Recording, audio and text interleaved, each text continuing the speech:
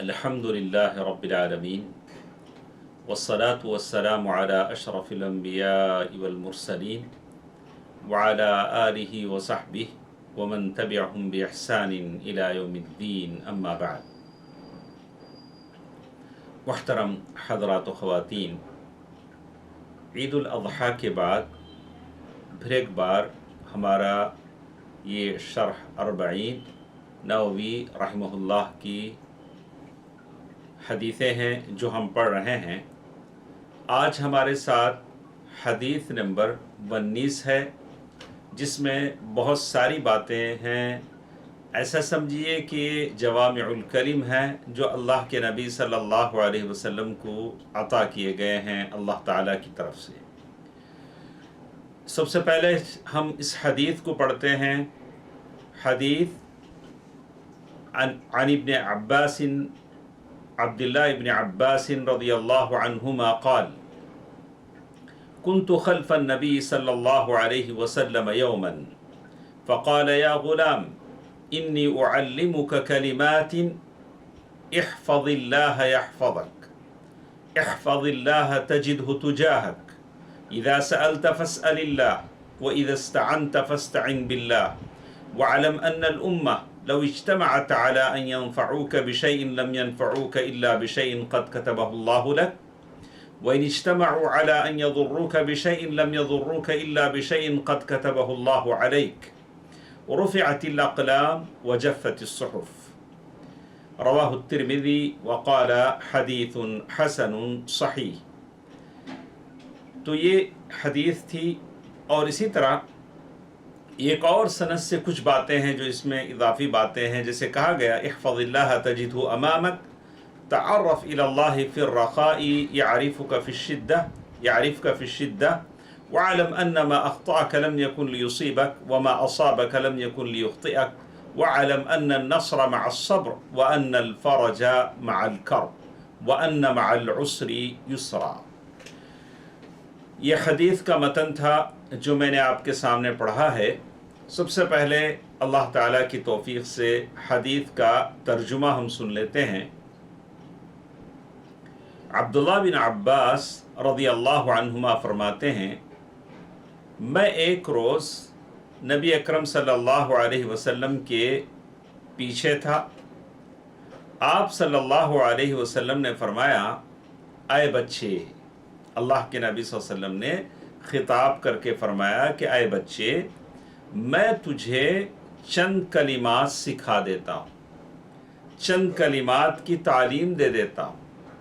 اللہ کے نبی صلی اللہ علیہ وسلم اپنے چچا زاد بھائی ابن عباس رضی اللہ تعالیٰ عنہ سے کہہ رہے ہیں، کہا اللہ تعالیٰ کی حفاظت کر، اللہ تیری حفاظت کرے گا۔ اللہ تعالیٰ کی حفاظت کر، اللہ تعالیٰ تیری حفاظت کرے گا۔ اللہ تعالیٰ کی حفاظت کر، اس کو اپنے سامنے پائے گا۔ جب تو مانگ اللہ تعالیٰ سے مانگ، اور جب تو مدد مانگ تو اللہ ہی سے مدد مانگ۔ یقین جان لے، سارے لوگ، ساری امت اگر جمع ہو جائے کہ تجھے کچھ فائدہ کر سکیں تو ہرگز فائدہ نہیں کر سکتے، مگر صرف اتنا جتنا اللہ تعالیٰ نے تیرے لیے لکھ دیا ہے۔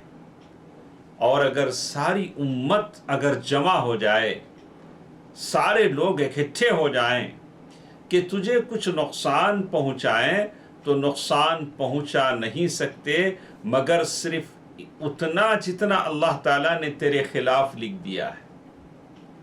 پھر اللہ کے نبی صلی اللہ علیہ وسلم نے فرمایا، قلم اٹھا لیے گئے ہیں، اللہ تعالیٰ نے ساری چیزیں لکھ دی ہیں، قلم اٹھا لیا گیا ہے اور صحیفے خشک ہو چکے ہیں۔ اس حدیث کو امام ترمذی نے روایت کیا ہے اور حسن صحیح کہا ہے۔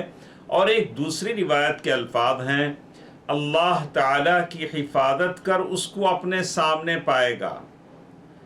اللہ تعالیٰ کو خوشحالی میں پہچان بنا کے رکھ، یعنی جب تو مزے میں ہے، خوشحالی میں ہے تو اللہ تعالیٰ سے اپنا تعلق اچھا رکھ، وہ سختی میں تجھے پہچانے گا، اللہ تعالیٰ سختی میں تجھے پہچانے گا۔ اور یقین رکھ جو نعمت یا مصیبت تجھ سے ہٹ گئی ہے وہ تجھ تک پہنچ نہیں سکتی، اور جو تجھ کو پہنچ گئی ہے وہ تجھ سے ہٹ نہیں سکتی۔ خاص کر ان دنوں جس بیماری سے ہم گزر رہے ہیں، اللہ تعالیٰ ہر ایک کو عافیت عطا فرمائے۔ یہ باتیں بہت ہی مفید ہیں، جس میں اللہ کے نبی صلی اللہ علیہ وسلم فرمایا کہ جو تجھ کو پہنچ گئی وہ تجھ سے ہٹ نہیں سکتی، اور جو تجھ تک نہیں پہنچ سکتی ہے وہ تجھ کو نہیں پہنچے گی۔ اللہ تعالیٰ نے جسے کہا یقین رکھ کہ غلبہ صبر کے ساتھ ہے، اور کشادگی تکلیف کے ساتھ ہے، اور دشواری آسانی کے ساتھ ہے۔ یہ حدیث کا ترجمہ تھا۔ امام ابن رجب رحمہ اللہ فرماتے ہیں یہ حدیث نمبر 19 اللہ کے نبی صلی اللہ علیہ وسلم کے عظیم وصیتوں اور نصیحتوں میں سے ہے، جس میں اللہ کے نبی صلی اللہ علیہ وسلم نے فرمایا کہ اللہ تعالیٰ کی حفاظت کرو، اللہ تعالیٰ تمہاری حفاظت کرے گا۔ اللہ کی حفاظت ہم کیا کریں گے؟ اللہ تعالیٰ ہماری حفاظت کرتا ہے۔ اللہ تعالیٰ کی حفاظت کا معنی یہ ہے کہ اس کے دین و شریعت کی حفاظت کرو۔ خاص کر یہ زمانہ جب مسجدیں کھلی تھیں اور مدرسے، مسجدیں، مکاتب چل رہے تھے، بچے تعلیم سے آشنا تھے، قال اللہ قال الرسول پڑھتے تھے، اور مسجدوں میں ذکر و اذکار ہوتا تھا، نصیحتوں کی مجلسیں ہوتی تھیں۔ مسجدیں بند ہوئی، مدارس بند ہوئے، مکاتب بند ہوئے، اور ان سے سب مسلمانوں کا تعلق ٹوٹا۔ اب ایک تعلق رہ گیا ہے، اس میں بھی کتنے لوگ دیکھتے ہیں جن کے پاس سہولتیں ہوں، آسائشیں ہوں، یا جن کو وسعت ہو، وہ لوگ دیکھ سکتے ہیں۔ تو اس طرح سے مسلم قوم دین سے دور ہوتی جا رہی ہے، دین سے ان کا تعلق کٹ رہا ہے۔ اللہ تعالیٰ جلد سے جلد اس بیماری اور وبا کو اٹھا لے۔ اللہ تعالیٰ کی حفاظت کرنے کا مطلب یہ ہے کہ اللہ تعالیٰ کی دین و شریعت کی حفاظت کرو، نمازوں کی حفاظت کرو، اللہ تبارک و تعالیٰ سے جو عہد و پیمان تم نے کیا ہے اس کی حفاظت کرو، اپنی عزت و ناموس کی حفاظت کرو، اللہ تعالیٰ کی حدود و قوانین کی حفاظت کرو، کہیں اس کے حدود ٹوٹ نہ پائیں۔ اللہ تعالیٰ نے جو احکام بتائے ہیں اس کی پابندی کرو، اور اللہ تعالیٰ نے جن چیزوں سے روکا ہے اس سے میں اور آپ رک جائیں۔ اور جو شخص ایسا کرے گا، اللہ اس کے دین، اس کے جان، اس کے مال، اس کے بیوی بچوں کی حفاظت اللہ تعالیٰ کرے گا۔ اللہ اکبر۔ آج حقیقت میں ہم مسلمان پریشان ہیں، اور اپنے آپ کو خطرے میں محسوس کر رہے ہیں۔ یقیناً ویسے بھی لگتا ہے، لیکن مجھے یقین ہے، آپ کو بھی یقین ہونا چاہیے کہ اگر ہم اللہ تعالیٰ کی دین کی حفاظت کریں گے، اللہ تعالیٰ کی شریعت کی حفاظت کریں گے، نمازوں کی حفاظت کریں گے، اللہ تعالیٰ کی حدود کو پامال ہونے نہیں دیں گے، تو اللہ آپ کی، میری جائیداد کی، مال کی، دین کی، گھر بار کی ساری حفاظت اللہ کے ذمے ہے۔ یہ اللہ تعالیٰ کا وعدہ ہے۔ اللہ تبارک و تعالیٰ نے یہ بھی کہا کہ قوم شرک سے بچے۔ کیا آپ اور ہم اس کی گارنٹی دے سکتے ہیں؟ اس ملک میں، یہ ایسا ملک ہے جہاں ہر چند قدم فاصلوں پر کوئی خبر ملتی ہے جہاں کوئی سجدہ ریز ہو رہا ہے، العیاذ باللہ، جہاں پھول چڑھائے جاتے ہیں، جہاں چادریں چڑھائی جاتی ہیں، لوگ بدعتوں میں ہیں، اور ہم اپنی زندگیوں میں مگن ہیں۔ مجھے سوچنا چاہیے، آپ کو سوچنا چاہیے کہ اگر خطرہ منڈلا رہا ہے تو اس کا سبب بھی تو ہم دیکھ رہے ہیں۔ اگر یہ قوم موحد بن جائے، توحید پرست بن جائے، یہ شرک کے یہ سارے آستانے ہٹا دیے جائیں تو پھر اللہ تعالیٰ کی رحمت بھی ہمارے ساتھ ہوگی. جنگ بدر میں جیسے فرشتے آئے تھے ویسے فرشتے بھی نازل ہوں گے. اللہ تبارک و تعالیٰ کی طرف سے مدد و نصرت ہمیں ملے گی، لیکن شرط ہے کہ ہم شرک سے بچ جائیں اور بدعات سے بچ جائیں اور حرام شہوات اور خواہشات سے بچ جائیں اور کوشش کریں کہ ایمان پر ہماری وفات ہو. تو پھر یہ ہوگا کہ وفات کے بعد عذاب قبر سے بچ جائیں گے، جہنم سے بچ جائیں گے، اور پھر ہمارے مال میں اللہ تعالیٰ برکتیں نازل فرمائے گا اور سارے حادثوں سے ہم سلامت رہیں گے. کسی سے ڈرنے کی تب ضرورت باقی نہیں رہے گی. لیکن شرط ہے کہ صرف ہمارا موحد ہونا کافی نہیں ہے، ہمارا توحید پرست ہونا کافی نہیں ہے. ہمارے آس پاس جو ماحول ہم دیکھ رہے ہیں، لوگوں کے اندر جو جہالت دیکھ رہے ہیں، دین سے جو بیزاری دوری دیکھ رہے ہیں، اور شرک جو دیکھ رہے ہیں، اس سے ان کو دور کرنے کی کوشش مجھے اور آپ کو کرنی ہے. ہدایت اللہ تعالیٰ کے ہاتھ میں ہے، اور اللہ تبارک و تعالیٰ کا تو وعدہ ہے کہ اللہ تبارک و تعالیٰ صالح بندوں کی حفاظت کرتا ہے اور ساتھ ساتھ ان کی اولاد کی بھی حفاظت کرتا ہے. جیسے اللہ تعالیٰ نے سورۃ کہف میں موسیٰ اور خضر کے واقعے میں فرمایا کہ کیسے ان یتیم بچوں کے خزانے کی حفاظت کے لیے دونوں کو کام پر لگایا اور دونوں گئے اور گرتی دیوار کو بنایا. لمبی گفتگو ہے. تو اللہ تبارک و تعالیٰ حفاظت کرتے ہیں. لیکن جو لوگ اللہ تعالیٰ کی شریعت کو برباد کر دیتے ہیں، ضائع اور برباد کرتے ہیں، اللہ تعالیٰ انہی بھی ضائع اور برباد کر دیتا ہے. اللہ اکبر. جیسے اللہ تعالیٰ نے قرآن مجید میں کہا نسوا اللہ فنسیہم، سورۃ التوبہ آیت نمبر 60 انہوں نے اللہ کو بلا دیا، اللہ تعالیٰ نے ان کو بلا دیا. اللہ تعالیٰ کو اس کی کوئی پرواہ نہیں ہے. یہ اللہ کو بھول گئے، اللہ نے انہیں بلا دیا. پھر اللہ تعالیٰ نے سورۃ الصف آیت نمبر 5 میں کہا فَلَمَّا زَاغُوا أَزَاغَ اللَّهُ قُلُوبَهُمْ.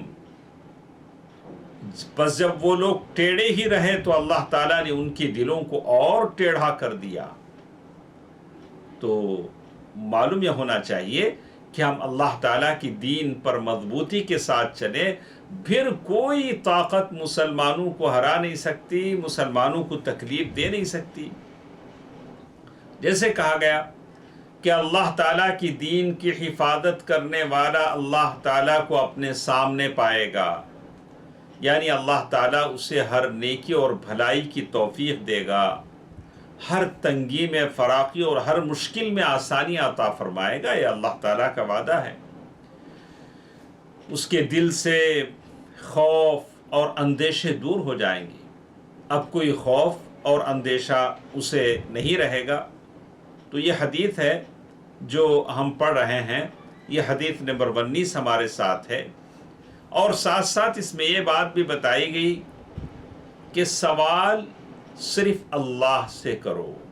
اذا سألت فاسأل اللہ وَإِذَا اسْتَعَنْتَ فَاسْتَعِنْ بِاللَّهِ.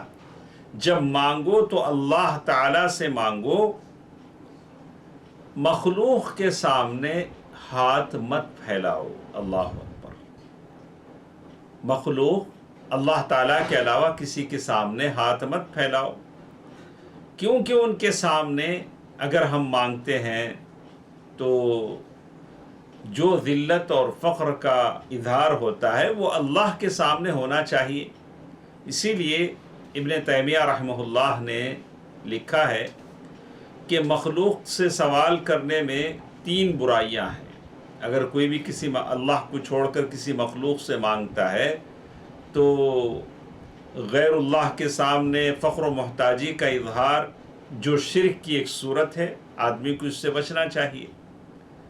اور جس سے آدمی سوال کرتا ہے اس کو تکلیف دیتا ہے تو یہ بھی ایک ظلم ہے. اور اللہ تعالیٰ کے علاوہ کسی اور کے سامنے ذلیل ہونا جو نفس پر بھی ظلم ہے.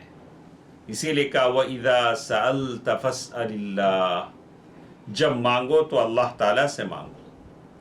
البتہ کسی وقت انسان ہے سوال کرنے پر مجبور ہو جاتا ہے، کسی سے مانگنے پر مجبور ہو جاتا ہے، تو اس میں کوئی حرج نہیں ہے، لیکن شرط ہے کہ وہ اس کی طاقت میں ہو، جس سے آپ مانگ رہے ہیں وہ آپ کو دے سکتا ہو۔ میں کسی سے نہیں کہوں گا کہ بھائی بارش برسا دو یا بچے دے دو، یہ ان کی طاقت میں نہیں ہے۔ ہاں آپ کوئی مدد مانگ سکتے ہیں، بھائی ذرا وہ سامان لا دینا، میں فلاں کام کرنے جا رہا ہوں، مجھے اپنے پیسوں سے تھوڑی مدد کر دینا، وہ کر سکتا ہے، تو آدمی کر سکتا ہے۔ لیکن پھر بھی یہ عقیدہ ہو، یا اس عقیدے کے ساتھ کہ یہ اللہ تعالیٰ کی طرف سے ہے اور یہ آدمی ایک سبب ہے، اللہ نے اس کو سبب بنایا ہے، اور حقیقی عطا کرنے والا تو اللہ تبارک و تعالیٰ ہی ہے۔ تو یہ حدیث ہے جو ہم پڑھ رہے ہیں، حدیث نمبر 19، جس میں بہت ساری باتیں ہمارے ساتھ ہیں، تو اس کو ہم علماء کی اور شرح کے ساتھ ہم دیکھتے ہیں کہ علماء نے کیسی کیسی باتیں اس حدیث کی روشنی میں کہی ہیں۔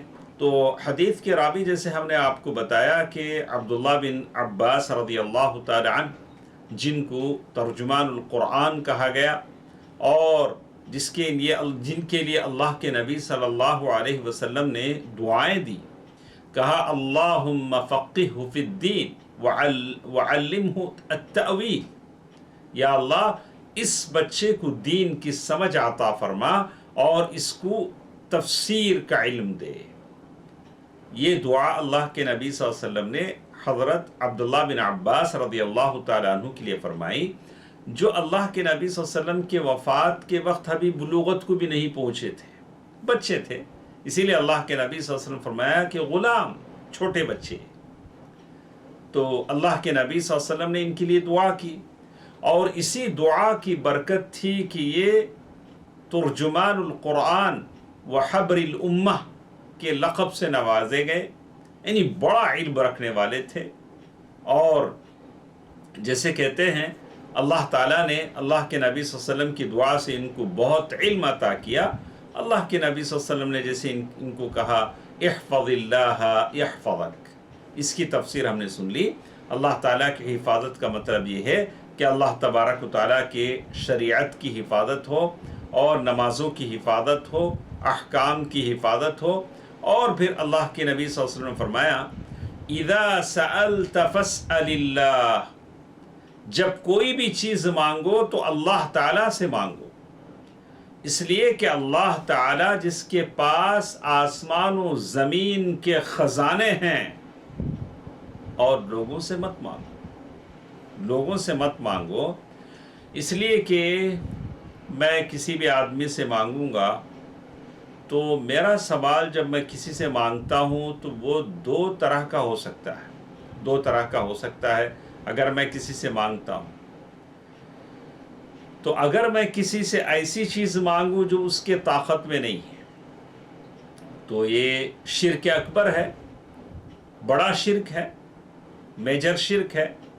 جیسے بہت سارے لوگ ہیں جو قبروں پر جا کر مانگتے ہیں اور وہاں دہائی دیتے ہیں اور ان سے اپنی ضرورتیں مانگتے ہیں، کوئی اپنے کاروبار کی منافع کے لیے کوئی اولاد مانگتا ہے، العیاذ باللہ، یہ سب شرک ہے۔ اور کوئی کہتا ہے اغثنی، یعنی ہماری مدد فرما دیے، ہماری فریاد رسی کیجئے، یہ ساری چیزیں ہیں جو بڑا شرک کہلاتی ہیں۔ دوسرا یہ کہ اگر میں کسی سے ایسی چیز مانگتا ہوں جو اس کی طاقت میں ہے تو یہ جائز ہے، لیکن آدمی کو اس سے بھی بچنا چاہیے۔ اگر کہا کہ یہ بھی تو آدمی کے لیے ذلت کی بات ہے تو اللہ تبارک و تعالیٰ سے مانگنے کی کوشش کرنی چاہیے۔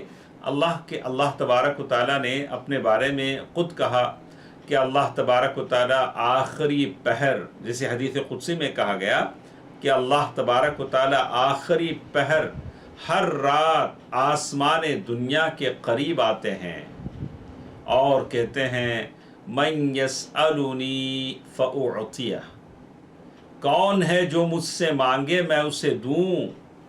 ہر رات یہ ہوتا ہے، ہر رات یہ ہوتا ہے۔ کتنے لوگ ہیں جو اس وقت جاگ رہے ہوتے ہیں۔ اللہ اکبر۔ دعا کیجیے، اللہ تعالیٰ سے توفیق کی دعا کیجیے اپنے لیے اور میرے لیے۔ یہ ایک طرف دربار کھلا ہے، اللہ تبارک و تعالیٰ دے رہے ہیں، کہہ رہے ہیں کہ کوئی مانگنے والا ہے کہ میں اسے دوں، لیکن کتنے لوگ ہیں جیسے کہا وَإِذَا سَأَلَكَ عِبَادِي عَنِّي فَإِنِّي قَرِيبٌ أُجِيبُ دَعْوَةَ الدَّاعِ إِذَا دَعَانِ فَلْيَسْتَجِيبُوا لِي وَلْيُؤْمِنُوا بِي لَعَلَّهُمْ يَرْشُدُونَ۔ سورۃ البقرہ آیت نمبر 180 پر 6۔ تو آدمی کوشش کرے کہ اللہ تبارک و تعالیٰ سے مانگے، اور پھر آگے اللہ کے نبی صلی اللہ علیہ وسلم نے فرمایا اِذَا اسْتَعَنْتَ فَاسْتَعِنْ بِاللَّهِ، جب تم مدد چاہو تو اللہ تعالیٰ سے چاہو۔ العون، آدمی کسی بھی کام کے لیے کوئی بھی کام کرنے جا رہا ہے، کوئی بھی کام شروع کرنے جا رہا ہے، تو آدمی اللہ تعالیٰ سے مانگے، اور مانگتے ہو اللہ تعالیٰ ہی سے مدد طلب کرے۔ جیسے ہر نماز میں ہم سورہ فاتحہ پڑھتے ہیں، ایاک نعبد و ایاک نستعین، ہم تیری ہی عبادت کرتے ہیں، تجھی سے سوالی ہیں، تجھی سے سوال کرتے ہیں۔ یہ عبادت ہے، اللہ تعالیٰ سے مدد چاہنا، الاستعانہ، یہ عبادت ہے۔ لیکن اگر کوئی آدمی اللہ تعالیٰ کے علاوہ کسی اور سے مانگتا ہے، ایسی چیز مانگتا ہے جو اس کے طاقت میں نہیں ہے، تو وہ شرک ہے، وہ شرک ہے۔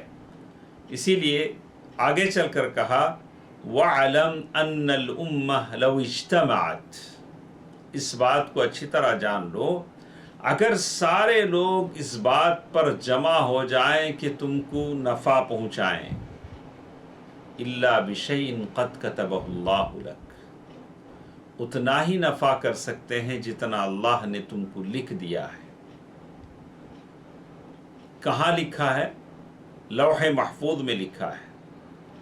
وَلَوِ اجْتَمَعُوا عَلَىٰ أَن يَضُرُّوكَ بِشَيْءٍ، اگر سارے لوگ جمع ہو جائیں کہ تم کو نقصان پہنچائیں، تو وہ بھی نقصان نہیں پہنچا سکتے۔ اللہ تعالیٰ نے ساری چیزیں قضاء اور قدر میں لکھ کر رکھ دی ہیں۔ لوگوں کے ہاتھ میں نہ نفع ہے نہ نقصان ہے، لوگ تو بس سبب ہیں۔ اللہ تعالیٰ جیسے کچھ لکھا ہے ویسے ہوتا ہے۔ نفع پہنچانے والا اور نقصان پہنچانے والا اللہ تعالیٰ ہے۔ اللہ تعالیٰ لوگوں کو سبب بناتا ہے۔ اللہ تعالیٰ جب لوگوں کو حکم دیتا ہے نفع پہنچانے کا تو وہ لوگ نفع پہنچاتے ہیں، اور اللہ تبارک و تعالیٰ لوگوں کو سبب بناتا ہے، ان سے آدمی کو نقصان پہنچتا ہے۔ اور پھر آخر میں اس حدیث میں کہا گیا رفعت الاقلام وجفت الصحف، یعنی اللہ تبارک و تعالیٰ نے جو تقدیر لکھ دی ہے وہ ختم ہو چکا ہے۔ وَلَن يُغَيِّرْ، اور وہ بدلے گا نہیں۔ فَإِنَّ الْقَضَاءَ الَّذِي قَدَّرَهُ اللَّهُ لَا يُغَيَّرْ، اللہ تعالیٰ نے جو تقدیر لکھ دی ہے وہ بدلنے کی نہیں ہے۔ فَهَذَا فِيهِ الْإِيمَانُ بِالْقَضَاءِ وَالْقَدَرِ، تو آج جو کچھ ہمارے اوپر مصیبتیں، بیماریاں، بلائیں آتی ہیں، آدمی تقدیر پر بھی ایمان رکھے، بولے کہ اللہ قدر اللہ ما شاء ما فعل، اللہ تعالیٰ نے جیسے لکھا تھا ویسے ہوا۔ آج لوگ کیا کرتے ہیں؟ دوسروں کو دوش دیتے ہیں، تمہارے ہاں جانے سے ایسا ہوا، اس کے پاس ملاقات کرنے سے یہ بیماری اس کو لگی۔ ایسی بات نہیں، کہا کہ آدمی تقدیر ایک چیز ہے، لوح محفوظ میں اللہ تعالیٰ نے ساری چیزیں لکھ دی ہیں۔ اسی طرح ایک اور بات اس میں کہی گئی تعرف الی اللہ فی الرخاء یعرفک فی الشدہ۔ آج ہمارا معاملہ ایسے ہی ہے، خوش ہیں، آسودہ حال ہیں تو بس اتنا مست ہو جاتے ہیں، اتنا مگن ہو جاتے ہیں کہ کوئی چیز یاد نہیں آتی۔ بس کہا کہ نہیں، آپ آسودہ حال ہیں تو اللہ تعالیٰ کا شکر ادا کیجیے. ہر حالت میں اللہ تعالیٰ سے قریب رہنے کی کوشش کیجیے، بھلے آپ پریشان ہوں یا آسودہ حال ہوں. اللہ تعالیٰ کی اطاعت میں، گناہوں کو چھوڑنے میں، ہر حال میں آپ نعمتوں میں ہیں یا مصیبتوں کا شکار ہیں، ہر حال میں اللہ تبارک و تعالیٰ کو آدمی یاد رکھے. ایسا نہیں کہ آدمی نعمتوں میں ہے تو اللہ تعالیٰ کو بھول جائے، جب پریشانی آئے تو اللہ تعالیٰ یاد آئے. ایسی بات نہیں ہے، یہ کمزور ایمان کی دلیل ہے. اسی لیے کہا گیا اگر آپ آسودہ حالی میں اللہ تعالیٰ کو یاد رکھتے ہیں تو پریشانی میں اللہ تعالیٰ آپ کو یاد رکھے گا. پریشانی میں اللہ تعالیٰ آپ کو یاد رکھے گا. آپ کے نیک اعمال جو کچھ ہیں اللہ تبارک و تعالیٰ ان نیک اعمالوں کو قبول کرے گا. جیسے آپ نے دیکھا ہوگا کہ ایک حدیث ہم بار بار پڑھتے ہیں، کئی مرتبہ ہم نے اپنی زندگی میں سنا ہوگا کہ وہ غار والوں کی حدیث. کیسے وہ غار میں پھنس گئے، اس وقت ان کے نیک اعمال یاد آئے. ایک ایک نے اپنا اپنا نیک عمل پیش کیا کہ میں ایسا تھا، میں ایسا تھا. تو اسی لیے ہم کہتے ہیں کہ کچھ نیک اعمال اپنے بچا کے رکھیے، لوگوں کی نگاہوں سے بچا کے رکھیے.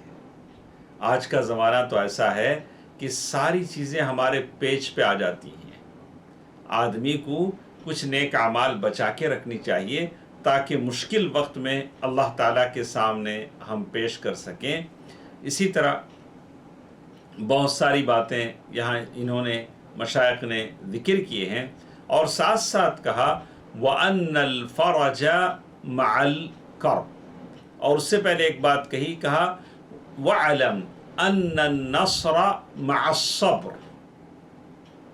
اس بات کو اچھی طرح یاد رکھ لو کہ انسان اس دنیا کی زندگی میں ہے.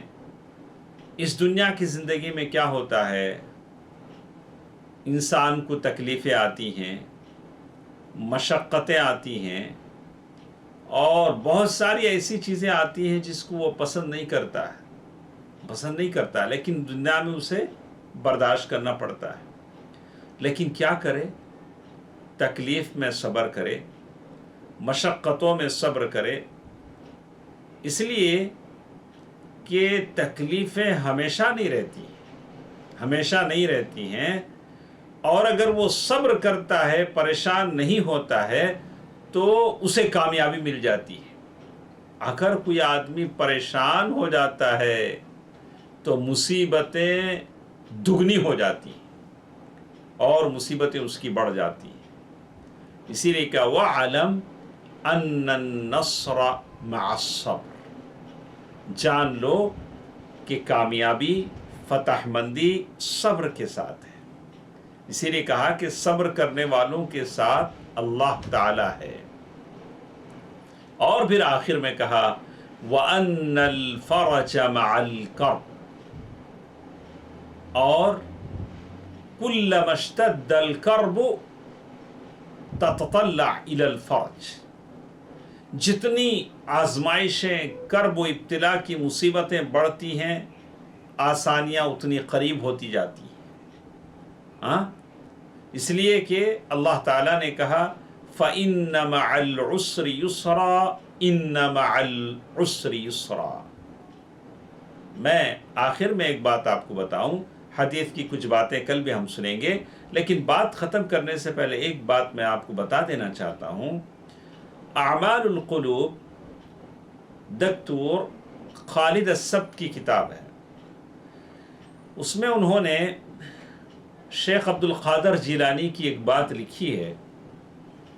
اس میں انہوں نے کہا کہ شیخ عبد القادر جیلانی کی بات نقل کرتے ہوئے رحمہ اللہ، ان کی بات نقل کرتے ہوئے کہتے ہیں کہ اللہ تعالیٰ کے بڑے مقرب بندے ہیں، اور وہ کہتے ہیں انشاءاللہ، وہ ان کے بارے میں کہا کہ انہوں نے اپنے بارے میں لکھا کہ میرے اوپر ایسی مصیبتیں آئیں، اگر وہ پہاڑوں پر آتی تو پہاڑ بھی ٹکڑے ٹکڑے ہو جاتے. یعنی بڑی مصیبتوں کا ذکر کیا. لیکن جیسے ہی مجھے مصیبتیں آئیں میں نماز میں کھڑے ہوتا ہوں اور یہ آیت پڑھتا ہوں فَإِنَّ مَعَ الْعُسْرِ يُسْرًا إِنَّ مَعَ الْعُسْرِ يُسْرًا، سورۃ الشرح آیت نمبر 5 اور 6۔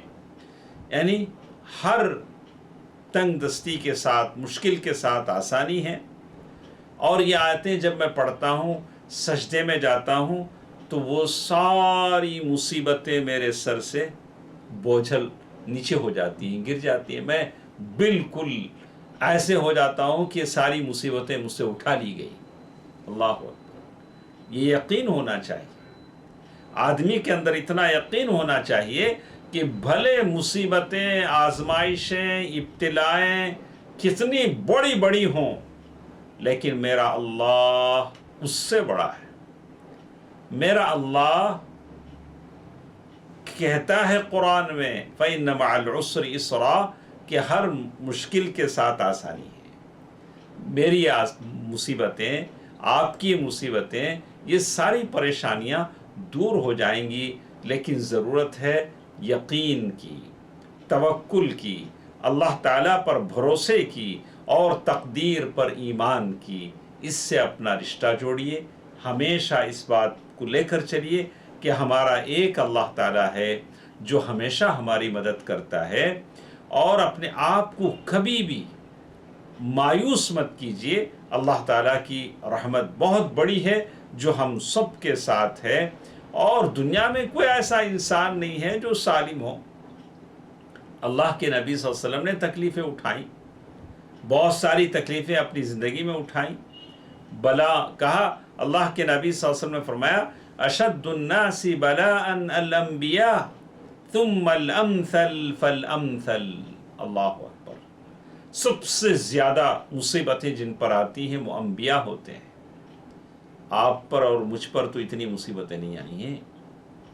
ہاں، وہ نبی جنہوں نے اپنی زندگی میں 3 بیٹیوں کی موت دیکھی، 2 بیویوں کی موت دیکھی، ہاں، بیٹوں کی موت دیکھی، اور جن کے دانت شہید کر دیے گئے، پیشانی زخمی کر دی گئی، جن پر الفاظ کسے گئے، جن کو پتہ نہیں کیا کیا کہا گیا، قرآن نے ذکر کیا، ایسے نبی نے صبر کیا ہے۔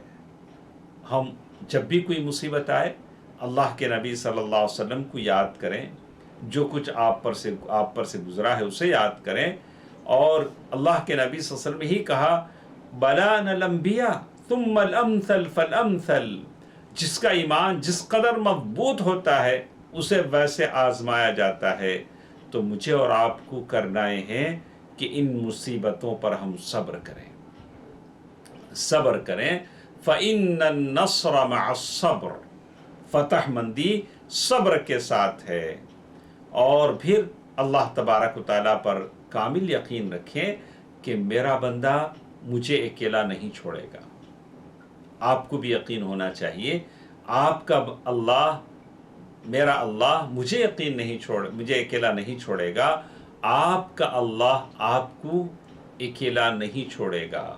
اللہ تعالیٰ اپنے بندوں سے بڑا پیار کرتے ہیں جو صحیح معنی میں اس کی دین کی، اس کے اوامر کی حفاظت کرتے ہیں، اس کے منہیات سے رک جاتے ہیں، کہ اللہ ہم کو اکیلا ہرگز نہیں چھوڑے گا، ظالموں کی شکنجوں میں نہیں چھوڑے گا، اللہ تعالیٰ ہماری حفاظت کرے گا۔